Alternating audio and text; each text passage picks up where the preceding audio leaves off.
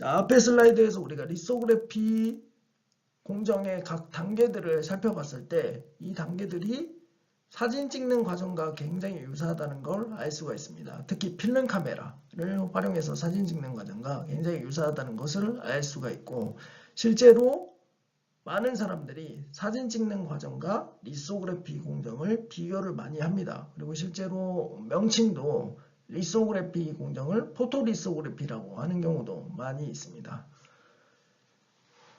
그래서 우리가 사진 찍는 과정과 리소그래피 공정을 한번 비교를 해보겠습니다.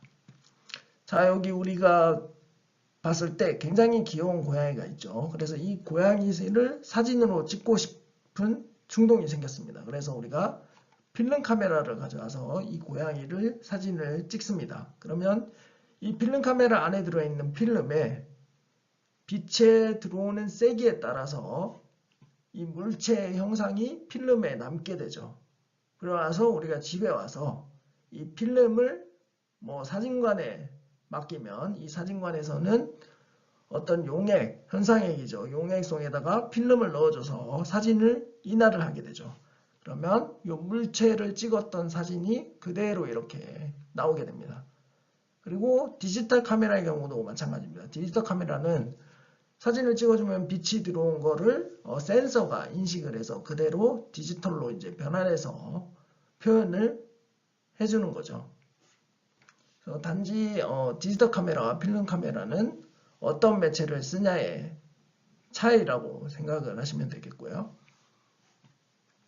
자, 그럼 리소그래피 공정을 볼까요? 리소그래피 공정 같은 경우는 우리가 찍고 싶은 물체를 마스크라는 곳에다가 만듭니다. 마스크에 우리가 그리고 싶은 패턴들을 만들어 놓는 거죠.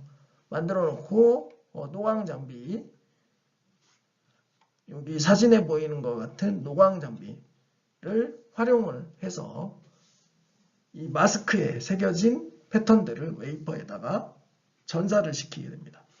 그래서 이 노광 장비가 카메라와 같은 역할을 하는 거죠. 그리고 이 카메라의 필름의 역할을 하는 것이 웨이퍼 위에 도포하는 관광제라고 생각을 하시면 됩니다. 그래서 우리가 실리콘 웨이퍼 위에다가 빛에 반응하는 관광제라는 물질을 코팅을 해주고 여기에 장착을 한 후에 그 위에 마스크를 올려놓습니다.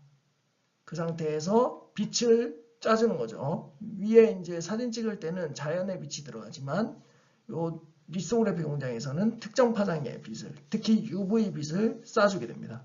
그리고 나서 이 웨이퍼를 현상액에다 넣어주면 마스크에 있는 패턴이 그대로 나타나게 되는 거죠. 그래서 보시면 사진 찍는 과정과 리소그래피 공정이 굉장히 유사한 것을 알 수가 있습니다. 근데 여기서 한 가지 차이가 있습니다. 그게 뭐냐면, 자, 포토리소그래피 공정이 아니죠. 포토리소그래피 과정, 즉 사진을 찍는 과정은 물체보다 실제로 찍힌 게 더 이쁘게 만들 수 있습니다. 예를 들어서 각도를 다르게 한다든지, 요즘에 이제 포토샵 같은 거를 할 수도 있죠. 그래서 우리가 사진 찍는 기술을 잘 활용하면 실제 물체보다 더 좋은, 더 예쁜 사진을 얻을 수 있는 장점을 가지고 있죠.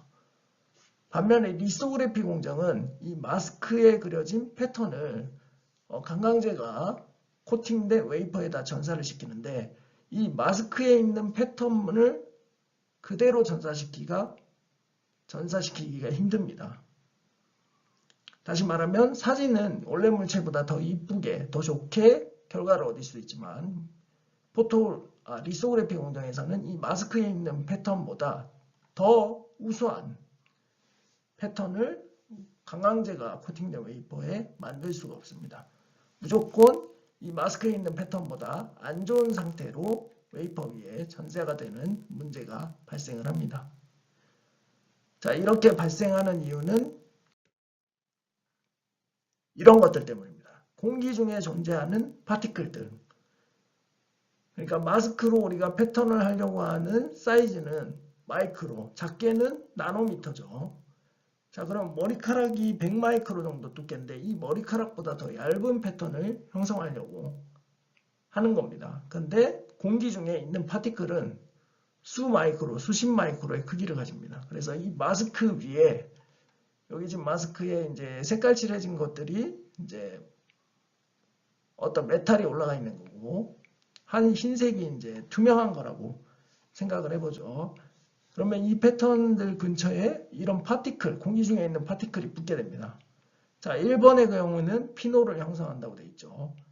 그 말은 포토리소그래피를 통해 가지고 이 부분은 굉장히 비어있는 상태가 돼야 되는데 비어있지 않고 여기에 패턴이 이렇게 남아있는 게 나타나기 때문에 피놀이 형성됐다고 하는 거고요. 자, 두 번째, 예를 들어서 금속 라인을 여기다 형성을 한다고 생각을 해보죠. 이 지금 색칠된 게 나중에 메탈 금속 라인을 만드는 거라고 생각을 합시다. 그러면 금속 메탈 라인에 어떤 구멍 같은 게 뚫리게 되죠.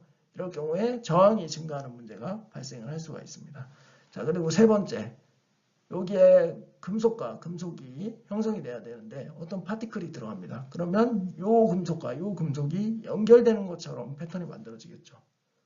그래서 먼지 때문에 이러한 문제들이 발생하기 때문에 사진과 다르게 리소그래피 공정은 무조건 마스크 패턴보다 더 좋은 상태로 패턴을 만드는 건 불가능합니다. 무조건 안 좋아지는 상태로 만드는데 그거를 최대한 실제 패턴과 비슷하게 만들려고 노력을 하는 거죠.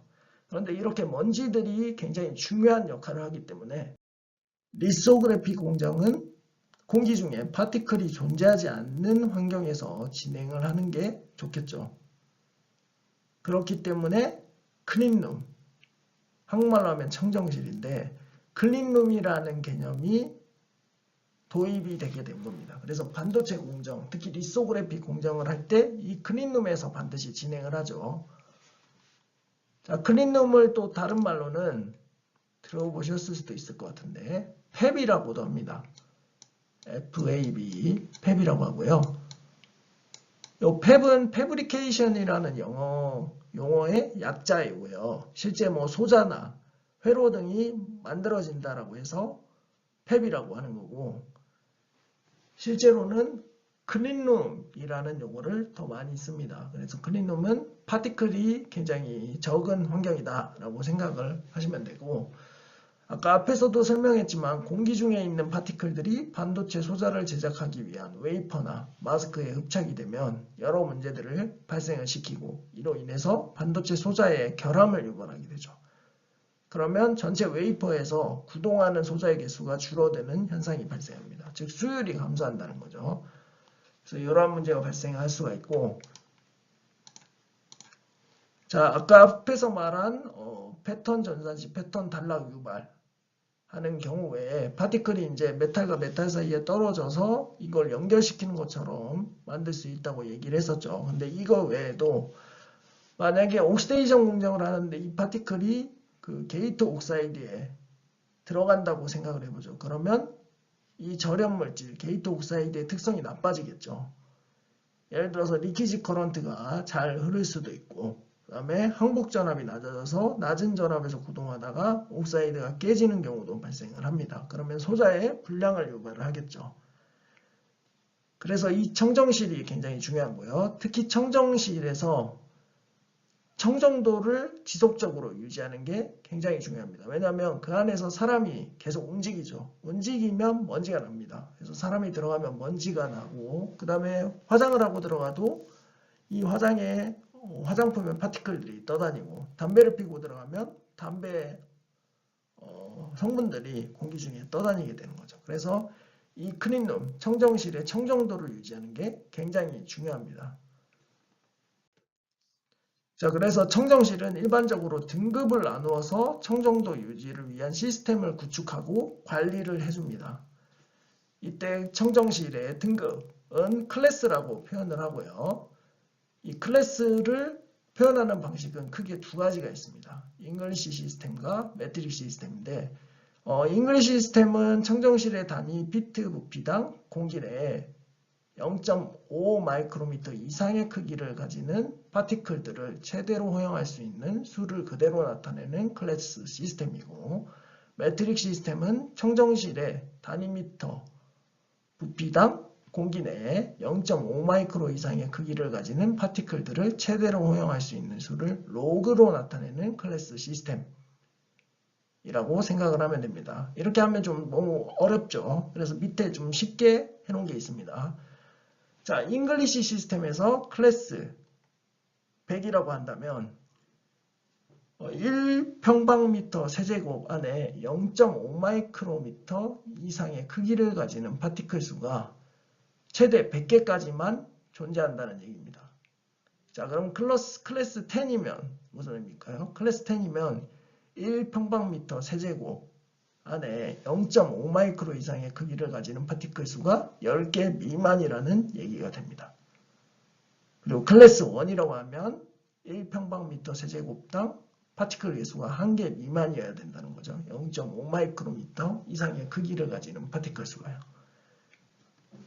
그래서 이게 잉글리시 시스템이고, 메트릭 시스템은 클래스 M, 메트릭의 M이고요. 3.5 이렇게 나타납니다. 그러면 10의 3.5, 즉 3,500개 정도의 파티클이 1평방미터 세제곱 안에 존재한다는 거죠. 자, 직관적으로 우리가 더 이해하기 쉬운 게 잉글리시 시스템이라는 걸 알 수가 있죠. 그렇기 때문에 일반적으로 반도체 공정하는 사람들은 잉글리시 시스템을 통해서 청정실의 청정도를 표현을 많이 합니다. 그래서 매트릭 시스템은 그냥 이런 게 있다 정도만 아시면 되겠고, 잉글리시 시스템은 여러분들이 반드시 기억을 해야 됩니다. 이거는 반도체 공정하는 사람이라면 누구나 다 쓰는 용어이기 때문에 꼭 기억을 하셔야 되고, 그리고 지금 제가 여기서 0.5 마이크로 이상의 크기를 가지는 파티클 수라고 했죠. 하지만 현재는 이 사이즈가 굉장히 많이 줄었습니다. 그 이유는 뭘까요?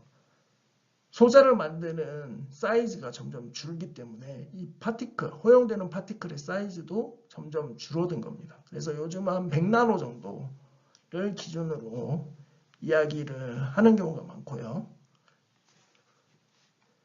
그래서 요즘 기준으로 얘기를 한다고 하면 클래스 100이라고 하면 1평방미터 세제곱 크기 안에 0.1 마이크로 이상의 크기를 가지는 파티클 수가 100개 이하이다라고 정의를 내리면 되겠습니다. 그래서 이 파티클 사이즈는 상황에 따라 달라질 수 있는 거고, 중요한 거는 어떤 단위 면적 부피 내에 파티클 수가 몇 개를 나타내는지를 이해하는 게 중요하겠죠. 그래서 다시 한번 말씀드리지만 잉글리시 시스템 표현법은 반드시 기억을 하시고요. 자, 이 그림은 실제로 클린룸이 어떤 식으로 청정도를 나눠서 유지를 하는지 대략적으로 나타낸 그림이 되겠고요. 이거 예시는 포스텍, 즉 포항공과대학교의 나노융합 기술원이라는 클린룸의 예시를 가져온 겁니다. 이게 그림의 예시고요. 자, 보시면 여기 제가 또 뭐라고 적어놨냐면 파티클 수 외에 온도와 습도도 조절한다고 돼 있죠. 그래서 클린룸은 항상 사계절 내내 온도와 습도가 일정합니다. 왜냐하면 온도와 습도에 따라서 파티클 수도 달라지고 소자에 미치는 영향도 달라지기 때문입니다. 그래서 이런 것들이 굉장히 일정하게 유지가 되고요. 그리고 파티클 수도 엄격하게 통제가 됩니다.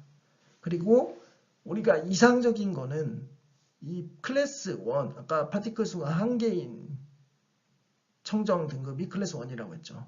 자, 반도체 클린룸의 모든 영역을 이 클래스 1으로 유지하면 가장 좋겠지만 이 클래스 1을 다 유지를 시키려면 굉장히 많은 돈이 들어갑니다. 왜냐하면 이 청정도에 따라서 들어가는 시스템, 공조 시스템이라고 하는데 이 시스템 자체가 금액이 달라지기 때문입니다. 그래서 우리가 각 공정에 따라서 이 클래스 정도를 다르게 해서 사용하는 경우가 많습니다.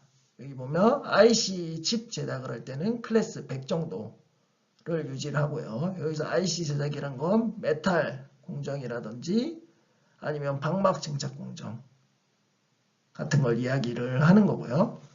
그 다음에 리소그래피 공정은 클래스 1 또는 클래스 10이죠. 요즘은 거의 클래스 1으로 유지를 하겠죠. 그리고 산화막을 기르는 공정, 이런 것들도 클래스 1에서 진행을 합니다. 그래서 각각 공정에 따라서 적정한 청정도를 결정하고 이 청정도를 유지하기 위한 시스템을 구축을 하면 됩니다. 그래서 클린룸이 하나를 지으면 돈이 굉장히 많이 들겠죠. 그래서 클린룸이라는 걸 가지고 있는 학교가 거의 없고요.